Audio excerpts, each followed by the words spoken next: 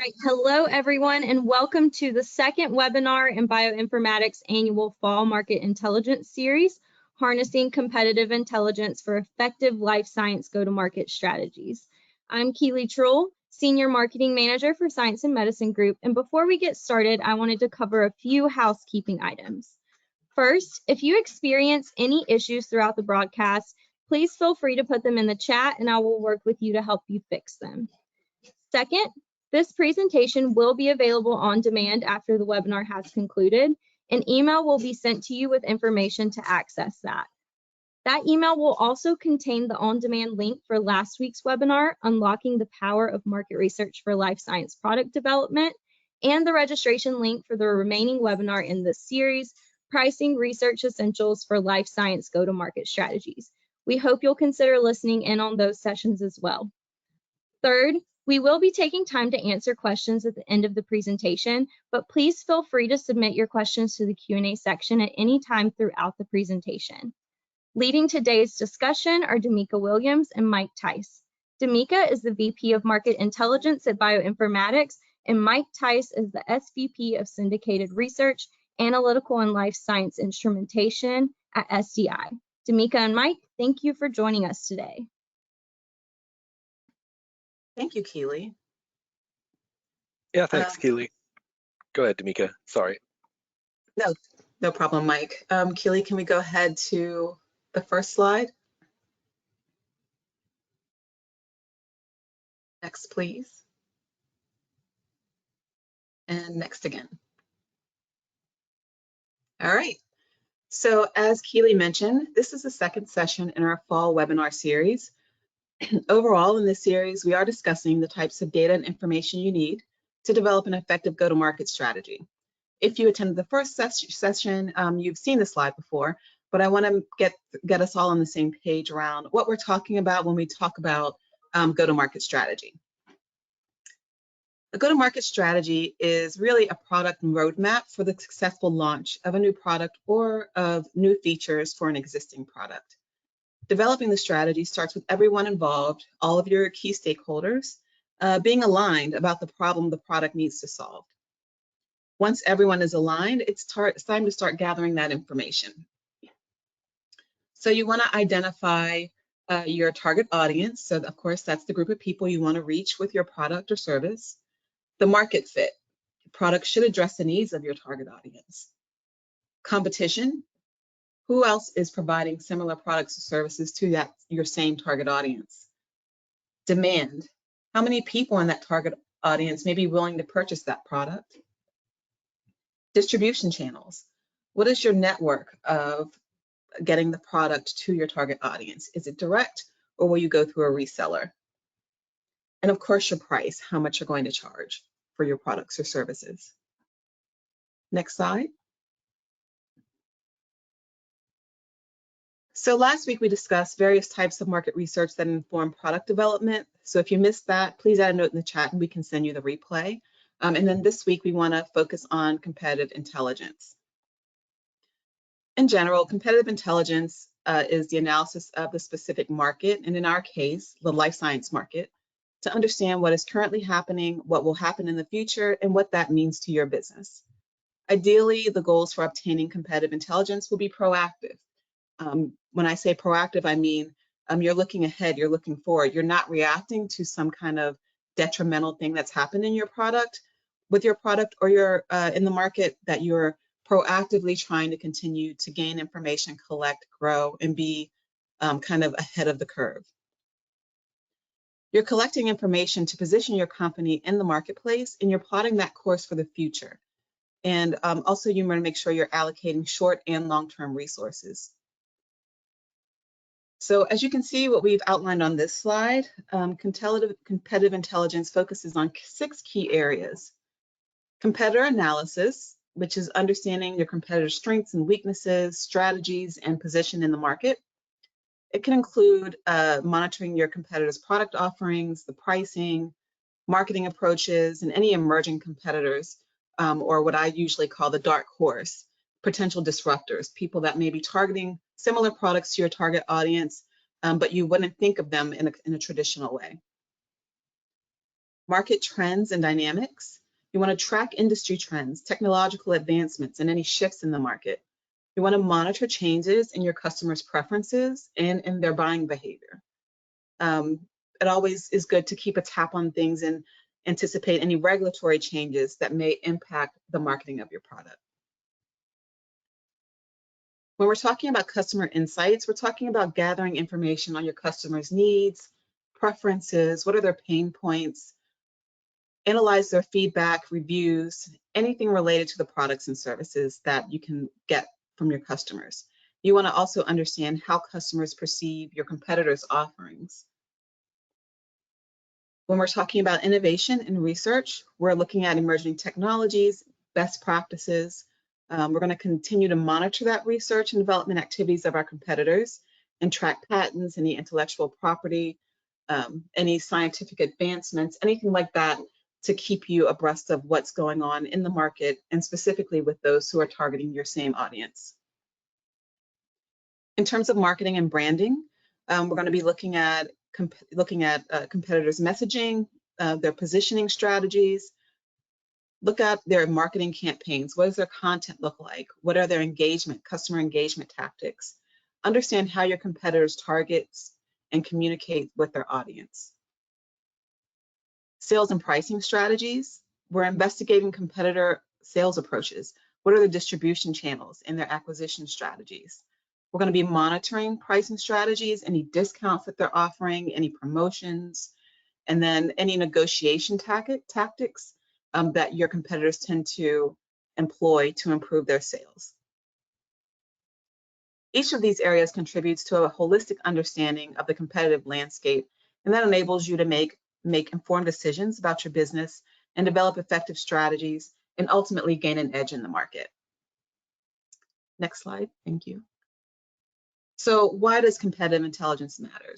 So what I've put on this slide is why it matters to specific people, specific stakeholders in a product. So if you're a product manager, competitive intel allows you to make data-driven decisions, right? It identifies gaps in the market so you know your product is meeting a need and allows you to differentiate your products from others in the market.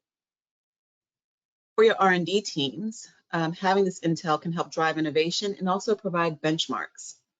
And for your marketing teams, competitive intel can inform messaging, channel strategy, and the content of your marketing campaigns. Sales teams can use competitive intel to focus their pitch for maximum impact.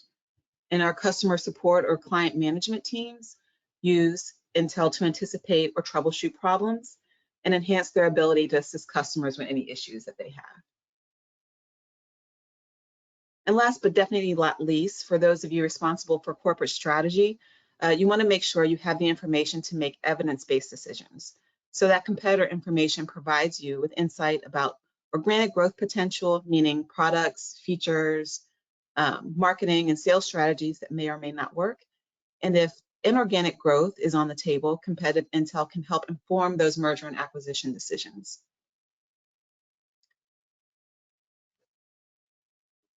So to summarize, to wrap up our kind of intro to competitive intelligence here, I want to point out the three necessary components of an effective competitive intelligence program.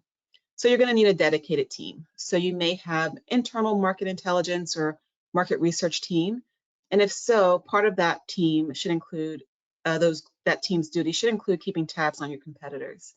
If you do not have the internal capabilities, find a good external partner with market research, data analysis, and life science market experience. You'll need access to primary and secondary data sources. This can include industry reports, annual or financial reports from your competitors, or simply going through your competitors' websites. In many cases, reports are not enough to get a full picture, so you may need some primary research to assess where you stand against your competitors in the market.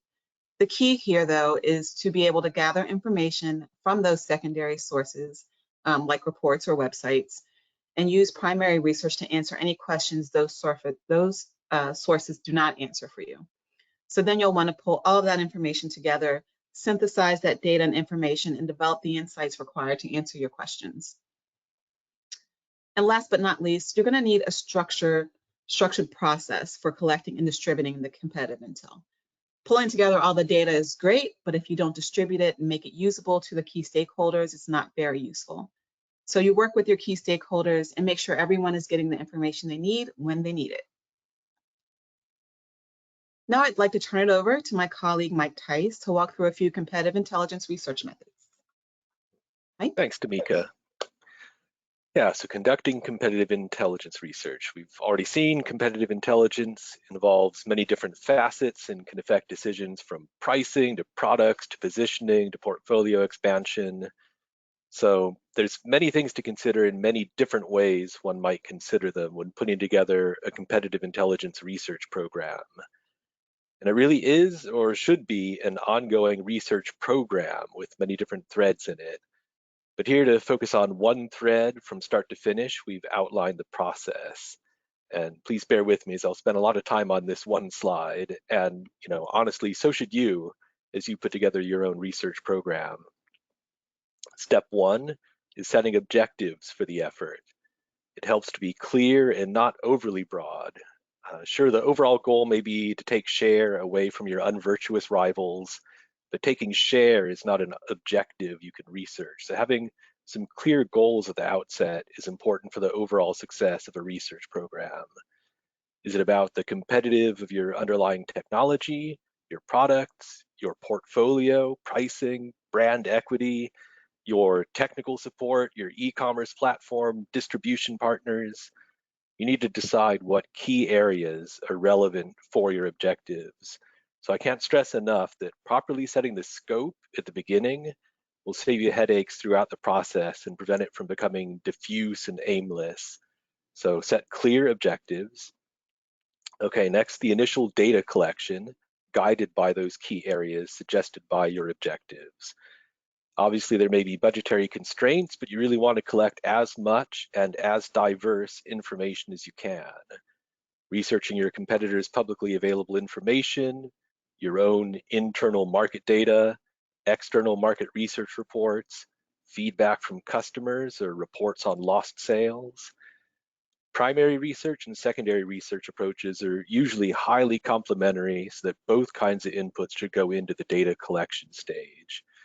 So as Tamika was saying, primary research means going directly to a source, typically your customers or prospective customers, phone calls, online surveys, anecdotal conversations from trade shows or user groups or wherever you find your customers. And then secondary research is more gathering information about your markets from government reports, company reports, third-party market research reports, magazines, newspapers, etc. Anything you can get your hands on, honestly. So once you've collected data through a variety of processes, you need to analyze and develop insights. Data alone doesn't answer any questions. You need a process to collect all your available data and then churn that into knowledge, into insights, into wisdom about the market. There are lots of different data tools and methods that can draw meaningful insights out of rich data. The next step, benchmark and positioning. So the actionable insights can then be assembled into an overall evaluation of where you stand vis-a-vis your competitors. If your data and analysis have been aligned to the initial goals, here's where you see the relevant market landscape appear before you. Are you ahead of the market or behind it? Where's everyone else? Are you a leader or an also-ran? Does your portfolio offer everything your target market requires, or are there gaps that other competitors are filling? Are you respected in Europe but unknown in Japan? Are you considered inexpensive but reliable? Or do customers think you're a premium brand that's worth a higher price? Most of these questions require you to make comparisons with the competition to get that full picture of the landscape you're addressing and your position in it.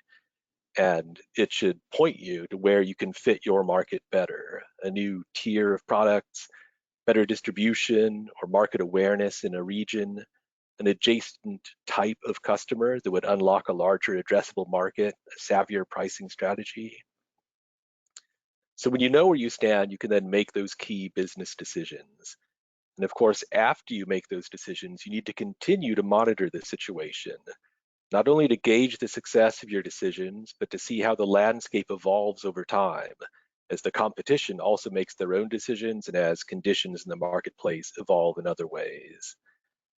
Okay, we've dwelt on this slide quite a bit, but really it's key for the overall success to have a research plan mapped out.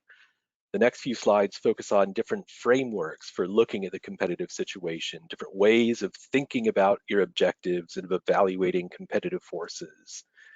Without knowing your specific objectives, this has to be kind of general, but hopefully it will spur your imagination. All right, next slide, please. So SWOT analysis.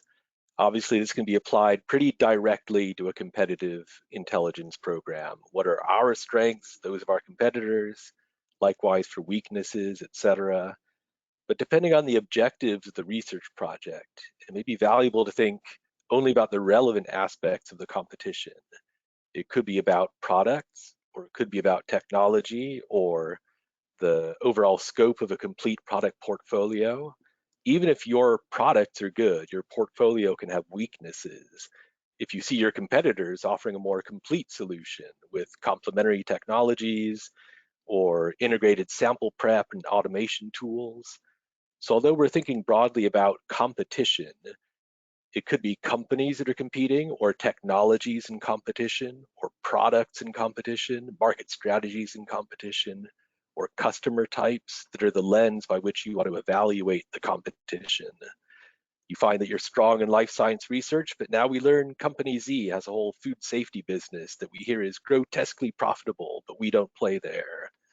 And that's what I mean by having a continuous program. You learn that from your first thread in your program. Now maybe you go back to square one with a research project focused just on food safety to see what the pros and cons and competitive forces are in that specific market. Next slide, please. So Porter's 5 forces. So this kind of approach lends itself well to cases where the objective relates to, one narrowly focused product or service, and competition right there in the middle. So this is, perfect for a competitive intelligence program. Is the competitive rivalry crowded and fierce? Is it concentrated in a few powerful entities? Or is it concentrated among a few weak entities where a new entrant could disrupt the status quo? Is there a substitute or alternative technology that may also pose a threat? The power of suppliers is a very interesting aspect and probably too often ignored in market research. Does your technology rely on a laser or some key custom enzyme that you get from suppliers? It's possible that the competitive market analysis you may need to do is not about your market and competition, but your suppliers. Lasers and custom enzymes are both little ecosystems of their own. What if you find in your research you can get a laser of equivalent quality that's half the price or half the size, or get that enzyme with better guarantees on quality or delivery terms? Could switching suppliers have a positive impact on your business? How would you know unless you'd researched the possibilities and looked at the competition in that space? And finally, the power of customers. Are you overly reliant on a few customers or types of customers, or do your products have broad application?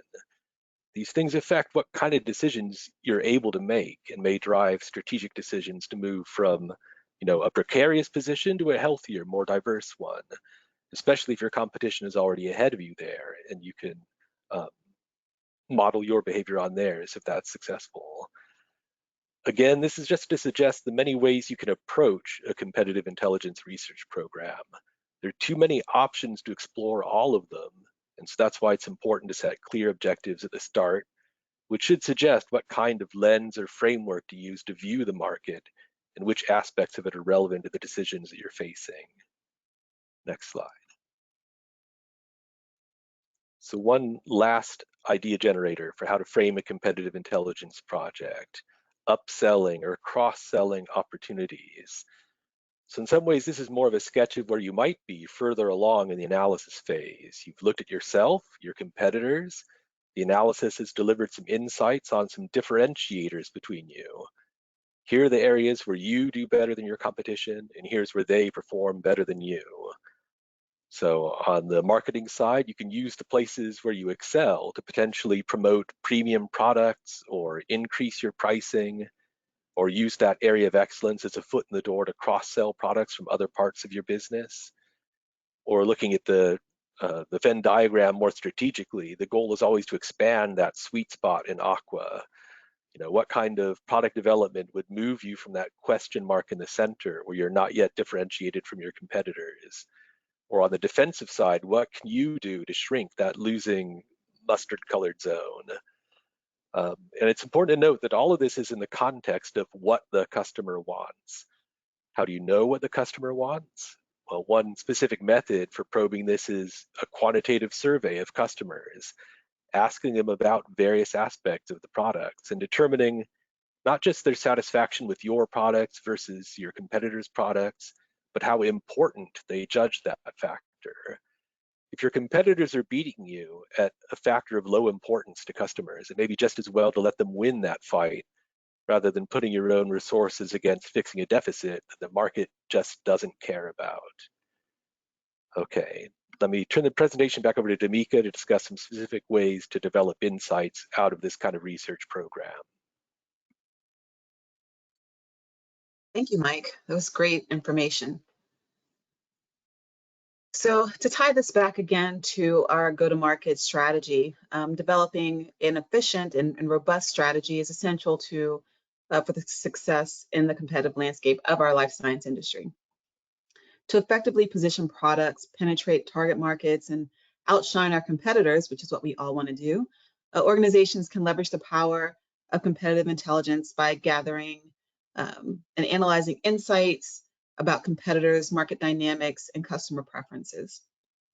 So in this part of the presentation, we're going to explore how competitive intelligence can shape the go-to-market strategies for your life science sector. So when we're gathering all of the information, the first thing is competitor intelligence. So this research begins with a thorough analysis of competitors in the life science industry by identifying those competitors first and assessing their market positioning, their product portfolios, pricing strategies, distribution channels, things we've kind of already discussed. It really helps the organization gain a comprehensive understanding of the landscape.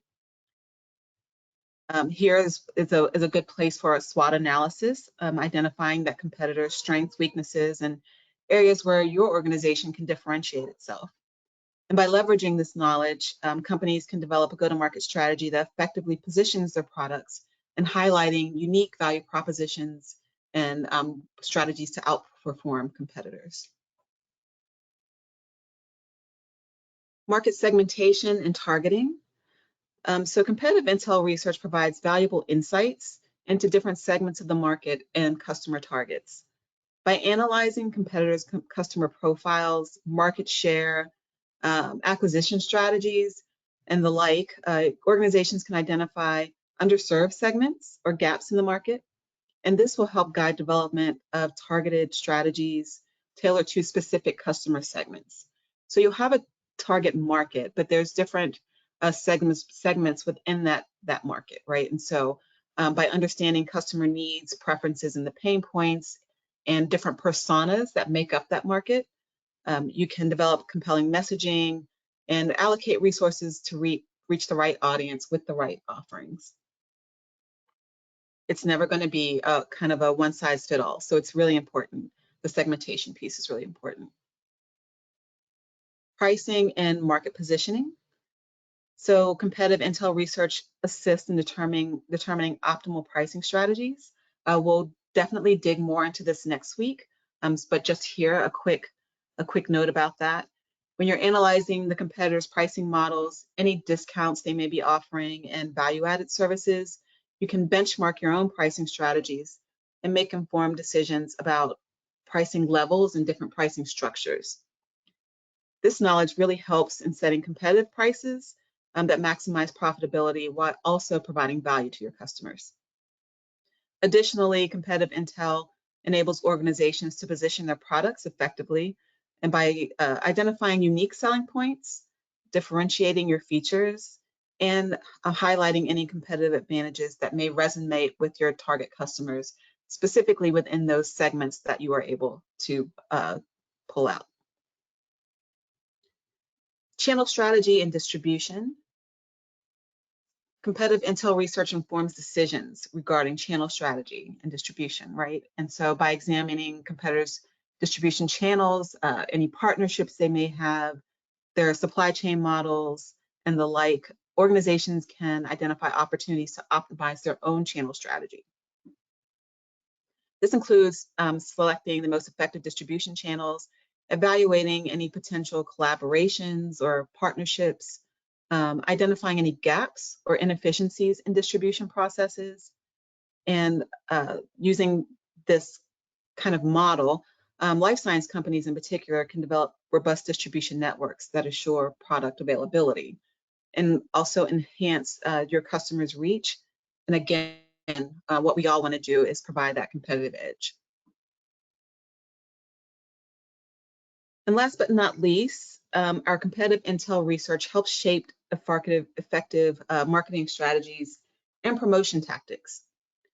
So by identifying your competitors' marketing campaigns, really looking in and digging into those, their messaging, their digital presence, where are they popping up with ads, customer engagement strategies.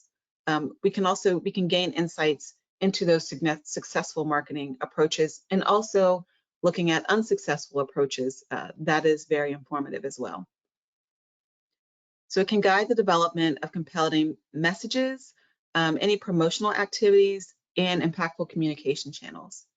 So when you're looking at your competitors' way of doing things, you're figuring out what's working for them, what's not working for them with the target audience, and you want to learn from that. Any mistakes that they've made or things that have not been effective, you want to avoid those or turn them into a different method that would resonate with specific personas you develop through your segmentation strategy.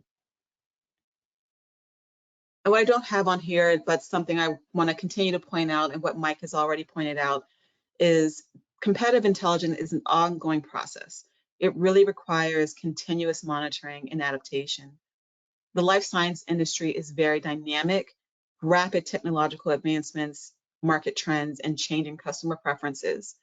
So it's not going to be a static process. You have to continuously monitor the landscape of different companies entering, exiting the market, so that you can adjust your go-to-market strategies accordingly and seize any new opportunities.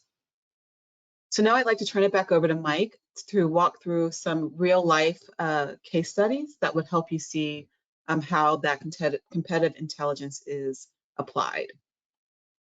Thanks, Tamika. Yeah, let's move on to the next real slide.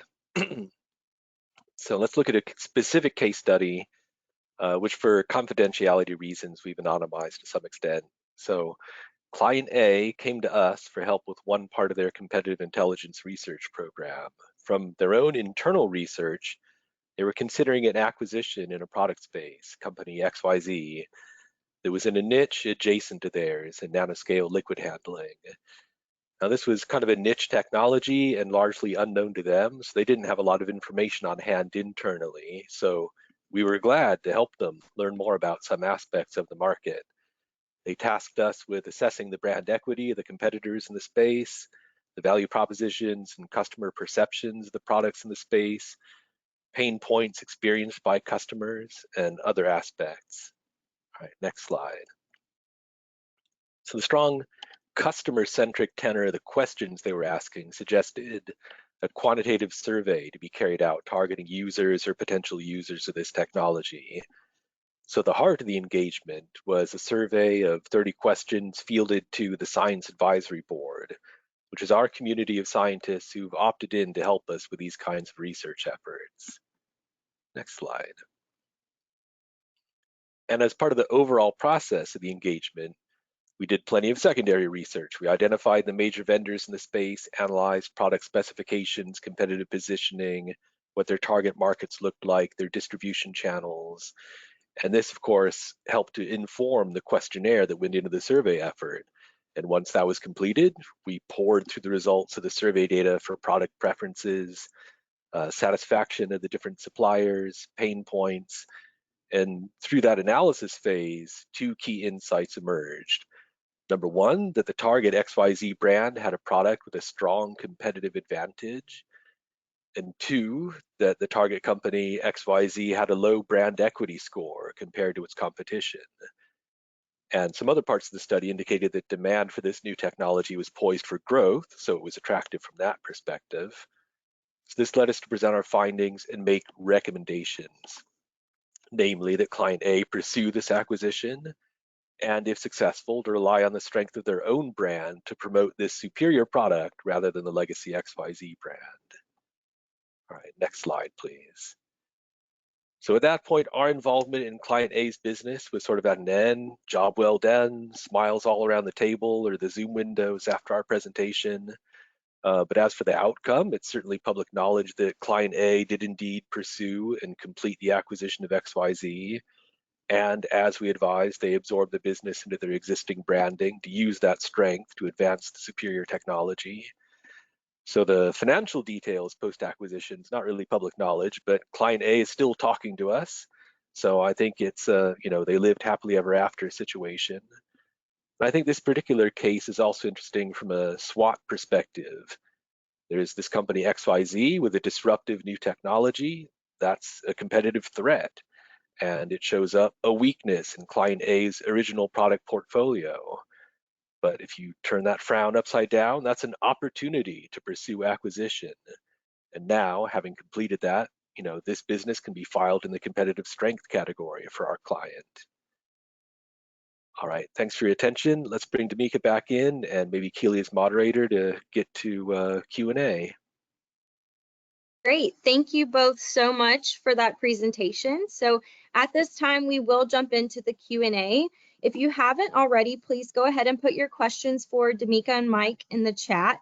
If for whatever reason we run out of time and we don't get to your question, we will follow up with you after the webinar has ended. So at this time, go ahead and start putting those questions in, and we'll start getting to those as they come in.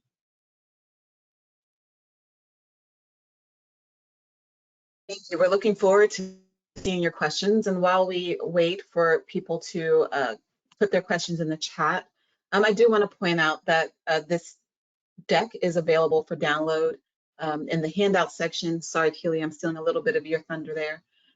But we have in the back of that deck some information about SDI and bioinformatics, both part of Science and Medicine Group, and how we work together. Can you go to the next slide, please, Keely?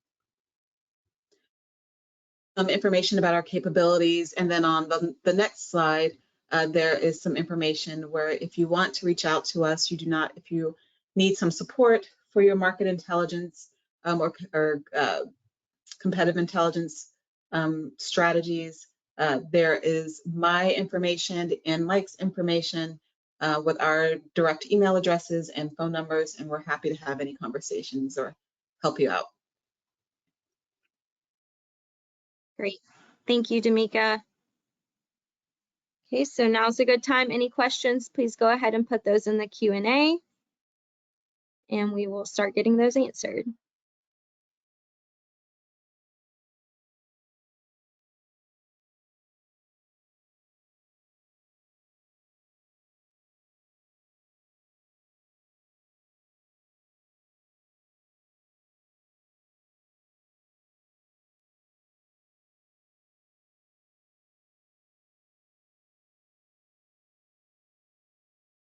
Okay. If there are no questions, then we can go ahead and wrap up for today. If you do think of any questions when you're watching the playback or just after the webinar has concluded, feel free to email us at info@bioinfoinc.com. As Damika mentioned, there is a PDF of the slides from today's webinar. You can find that in the handout section of your control panel. I'm going to keep the webinar line open for a few minutes, so anyone who wants to download those slides from the handout section will have time to do that. Thank you all so much for joining us, and we hope you have a great rest of your day. Thanks, Keely. Thanks again, everyone who came. Thank you, everyone. Bye-bye.